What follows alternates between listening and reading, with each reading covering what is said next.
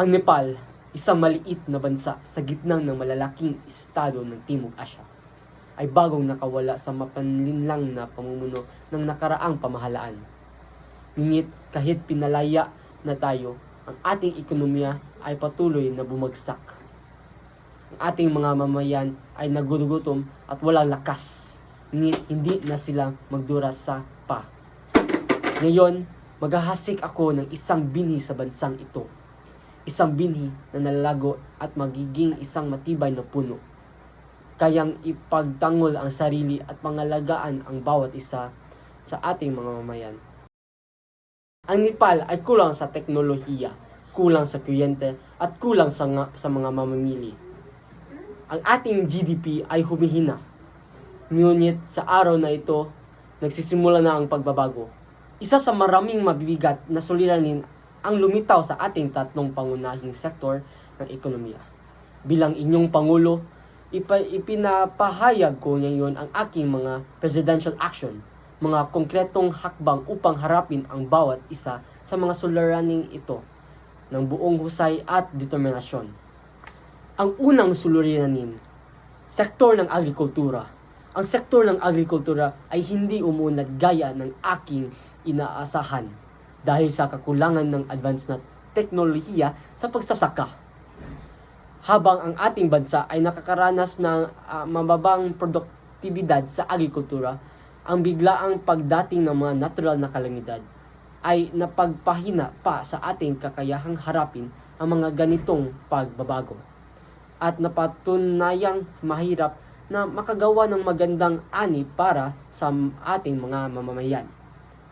Irereforma ko ang mga teknolohiya sa agrikultura ng Nepal at magbibigay ng mga subsidyo at libreng programa ng pagsasanay para sa mga magsasaka.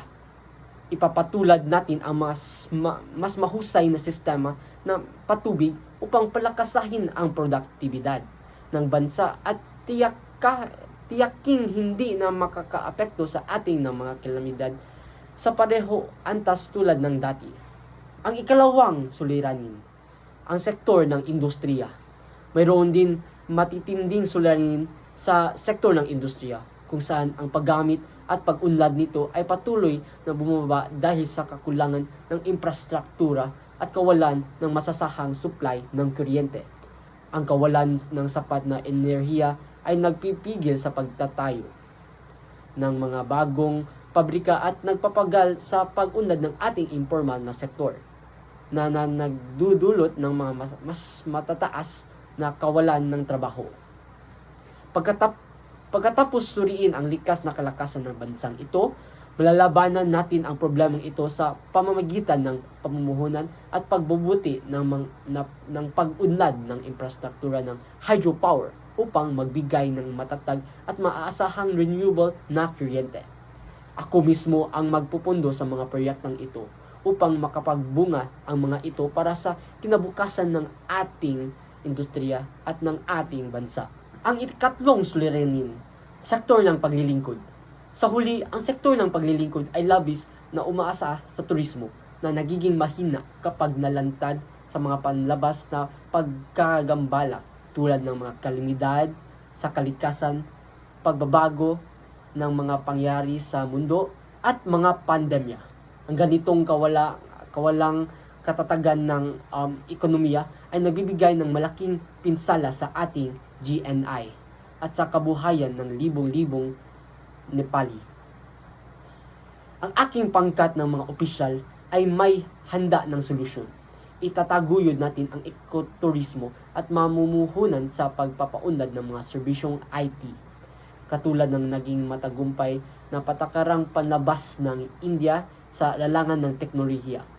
Sa ganitong paraan, mabubuo natin ang isang lumalagong industriya na teknolohiya na makapagbibigay ng maraming trabaho na kailangan ng ating mamamayan. Ang mga solusyon ito ay inaasahang magdadala ng malaking at pagmalagalang pagbabago sa ekonomiya ng Nepal sa pamamagitan ng matatag at renewable na kuryente mula sa hydropower, lalago ang mga industriya, uunlad ang mga pabrika, magiging masagana ang mga lupain sa mga pananim at malikha ng mas maraming trabaho para sa mga mamamayang Nepali. Magkasama ang mga solusyong ito ay magtutulok sa paglago ng GDP ng Nepal.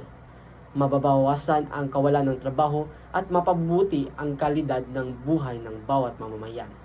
Ang tunay na pag-unlad ay hindi itinayo sa isang gabi, ngunit sa malinaw na direksyon at walang sawang dedikasyon sa mga proyektang ito. Ang Nepal ay sisikat bilang isang masaganang bansa sa mga darating na taon. Salamat.